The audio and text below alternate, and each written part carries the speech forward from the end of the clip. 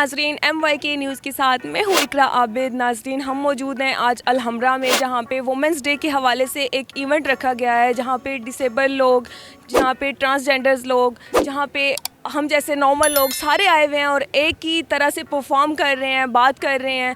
और आइए हम खुद उनसे जाके बात करते हैं और उनसे पूछते हैं कि उनके यहाँ पे आने का मकसद क्या है। अस्सलाम वालेकुम सर। वालेकुम अस्सलाम। कैसे हैं आप? मैं बिल्कुल ठीक ठाक अल्हम्दुलिल्लाह। मैं अभी हॉल में आपकी सुन रही थी बात, मुझे बहुत अच्छी लगी और मैं तब से आपके पीछे पीछे हूँ कि मैं थोड़ी सी बात कर लूँ, आप थोड़ा सा टाइम दे दें। सबसे पहले आप ये बताएं कि औरत वुमेंस डे के बारे में बात की जाती है, जो हमारे मर्द हज़रात सुन रहे हैं वो इस चीज़ को समझते हैं कि औरत अपने वुमेंस डे पे पता नहीं क्या कुछ मांग रही है।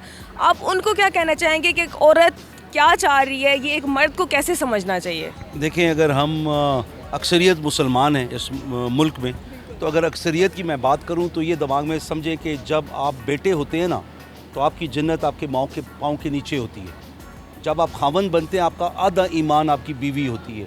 और जब आपको खुदा बेटी देता है तो अल्लाह की रहमत वो आपकी बेटी होती है। हर शक्ल में औरत आपके लिए बाइस बरकत है, बाइस रहमत है। आपकी जन्नत उसके पाँव के नीचे, आपका आधा ईमान उसके किरदार में।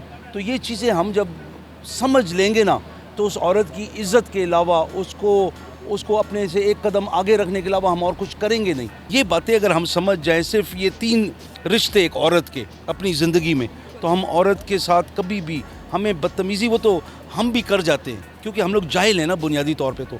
तो हम लोग वो जहालत में करते वक्त नहीं सोचते हैं कि जो मैं कर रहा हूँ इसका अल्लाह पाक कैसे देखेगा, इसको कैसे इसको जज करेगा।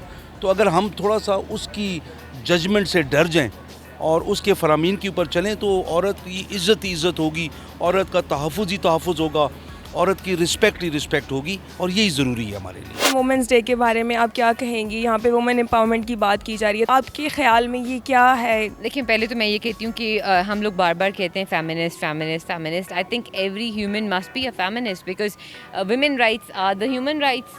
और वुमेन क्या कह रही हैं? वो कह रही हैं कि we are born free, we are born individual, we are born as independence. और हमारी एक ओपिनियन है and it's our body, it's our choice how to live our life. हम किस तरह की एजुकेशन हासिल करना चाहते हैं, हम किस तरह के करियर में जाना चाहते हैं, हम कब शादी करना चाहते हैं, हम कब बच्चे पैदा करना चाहते हैं, हम किस तरह की फैमिली बिल्ड करना चाहते हैं।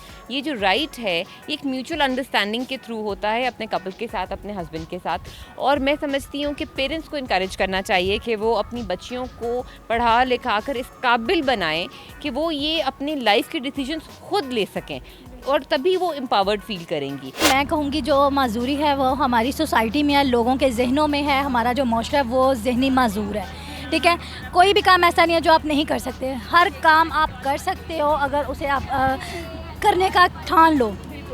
ज़िंदगी में एक चीज़ यही है कि अगर आप ज़िंदगी में अपना गोल सेट कर लेते हो, आपके लिए कोई काम मुश्किल नहीं होता। इसीलिए मैंने अपनी माजूरी को ये नहीं समझा मैं माजूर में घर में बैठ जाऊँ, बल्कि अपनी कोशिश को जारी रखा। अभी आप क्या क्या करती हैं? अभी मैं एक NGO में होती हूँ जिसका नाम माइलस्टोन है और एज ए वुमेन कोऑर्डिनेटर काम कर रही हूँ। और मेरा जो काम है वो लड़कियों को मोटिवेट करना, जो घरों में बंद है, पैरालाइज्ड हैं, उनके जाके काउंसलिंग करना, उन्हें बताना कि आप भी सब कुछ कर सकते हो जैसे एक आम लड़की कर सकती है। यानी कि जिस्म से माजूर होना वो मैटर नहीं करता है, आपका जहन ठीक होना चाहिए। बिल्कुल, आपका जहन ठीक होना चाहिए। अब मैं मतलब इंटरनेशनली जो है काफ़ी ट्रैवल मैंने किया, मुझे नहीं फील हुआ कि मैं लाइक डिसेबल हूँ। और मिस व्हीलचेयर वर्ल्ड का अवार्ड मिला है। मैंने कभी नहीं कि यहाँ पे समझा जाता है सोसाइटी में कि लड़की जो है माजूर है और मिस जो है वर्ल्ड होती है, इसी तरह मिस व्हीलचेयर वर्ल्ड भी होती है कि पूरी दुनिया से वो लड़कियाँ सेलेक्ट करते हैं और उन्हें अवार्ड दिया जाता है मिस व्हीलचेयर वर्ल्ड का। तो ये कोई ऐसा नहीं है कि हम कुछ नहीं कर, सब कुछ कर सकते हैं। वे एक डिफरेंट होना चाहिए और लोगों की सोच सही होनी चाहिए और कोई मसला नहीं है। मुझे बताएं कि कितना कुछ चेंज आ गया इस चीज़ में, लोग कितना एक्सेप्ट कर रहे हैं, क्योंकि आपको पता है हमारी सोसाइटी इस तरह है कि हम जब देखते हैं हंसने लग जाते हैं, हुटिंग करना शुरू हो जाते हैं। तो क्या कुछ उसमें तब्दीली आ गई है? मुझे लगता है कि ये टाइम के साथ साथ ही है जो चीज़ें अब चेंज होंगी, बेहतर होंगी। विद द टाइम ही चीज़ें आगे और बेहतर होगी। और इन सारी चीज़ों को बेहतर और हम किस तरह से कर सकते हैं अगर, तो वो हम लोग एक इंक्लूसिव अप्रोच के साथ हम लोग करें। जिस तरह से हम लोग औरतों के राइट्स के ऊपर बात करते हैं, उसी तरह से हम लोग को ट्रांसजेंडर कम्युनिटी के लिए भी हम लोग को बात करनी होगी। और सिर्फ बात नहीं, हम लोगों को उसमें आगे काम भी करना होगा, जॉब उनको देनी पड़ेगी, एक विजिबिलिटी क्रिएट करनी पड़ेगी।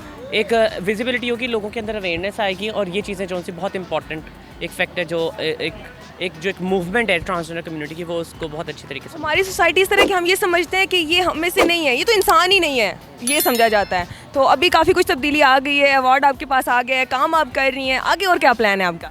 आगे इंशाल्लाह ताला बहुत अच्छे अच्छे प्लान्स हैं। हमारे साथ शेयर करें।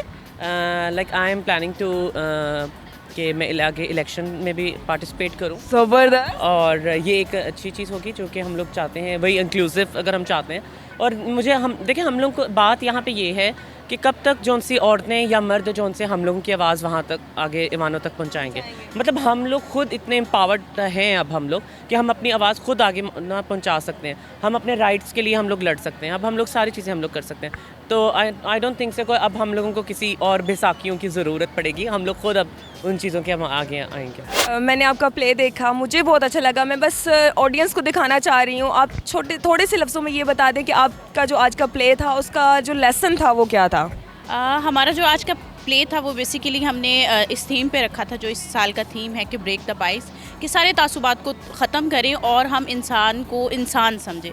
बहैसियत मुख्तलिफ जो हम तासुबात में पड़े रहते हैं कि कोई मुस्लिम है, गैर मुस्लिम है, माजूर हैं, ट्रांसजेंडर है, तो बेसिकली हमने उनके राइट्स को हाईलाइट करने की कोशिश की है कि ये नाइंसाफ़ियाँ तो जो उनके साथ चल रही हैं, लेकिन अब वो टाइम नहीं है कि उन चीज़ों को बर्दाश्त किया जाए, फेस करके ये सोच के कि हम एक ऐसे मुल्क में रहते हैं जहाँ पे इनकी सुनवाई नहीं है, बल्कि हम अपनी आवाज़ ऊपर लेके जाएंगे, सबको बताएंगे कि मैं इंसान हूँ और मैं अपना राइट जो है वो रखता हूँ और मैं अपना राइट ले सकता हूँ। मैं I am so happy to be here. इस जगह पे आज ये विमेंस डे के हवाले से फंक्शन हुआ है, और इसमें जो हमारी साउथ एशिया पार्टनरशिप है और औरत फाउंडेशन और बाकी दीगर NGOs जो हैं, उन्होंने अपना प्रोग्राम बताया। उन्होंने अपने आगे लोकल बॉडीज़ इलेक्शंस में जो है उन्होंने जो इंक्लूसिवनेस की बात की, औरतों की, ट्रांसजेंडर्स की, पर्सनस विद डिफरेंट एबिलिटीज़ की, और ये जो है इसके अंदर पूरी भरपूर शिरकत की है social welfare and Baitul Maal department में ने under the leadership of our minister mister Yawar Bukhari साहब। और हमारा डिपार्टमेंट जो है वो तो आपको पता है कि पहले ही से ही हमारे पास तो पूरा एक इकोसिस्टम है औरतों के हवाले से और पर्सन्स विद डिसेबिलिटीज़ के हवाले से। तो और हम चाहेंगे कि लोगों को उसके बारे में पता चले कि कितनी हम सर्विसेज दे रहे हैं। लेकिन ये एक बात मैं बार बार स्ट्रेस करती हूँ कि कोई काम पे आइसोलेशन में नहीं होता। कोई भी एक स्टेक होल्डर या एक सेक्टर ऑफ सोसाइटी जो है वो अकेला जो है प्रॉपर्ली काम नहीं कर सकता। So I am so happy that ये सारे हम लोग स्टेक होल्डर्स यहाँ मौजूद हैं। एंड आई आज देम ऑल्सो। मैं यहाँ भी ये कहना चाहती हूँ कि ये तो मतलब ये आज फंक्शन है, but every day in our office we know we must sit together and plan for the rights of all the marginalised sectors. Thank you. जी नाज़रीन, जैसा कि आप लोगों ने देखा, हमने सबसे बात की जहाँ पे डिसेबल लोग भी थे, जहाँ पे उनको बहुत समझा जाता था। आज उनकी शादी हो गई है, माशाल्लाह से बच्चे भी हैं। ट्रांसजेंडर्स जो हैं वो इलेक्शन में खड़े हो रहे हैं।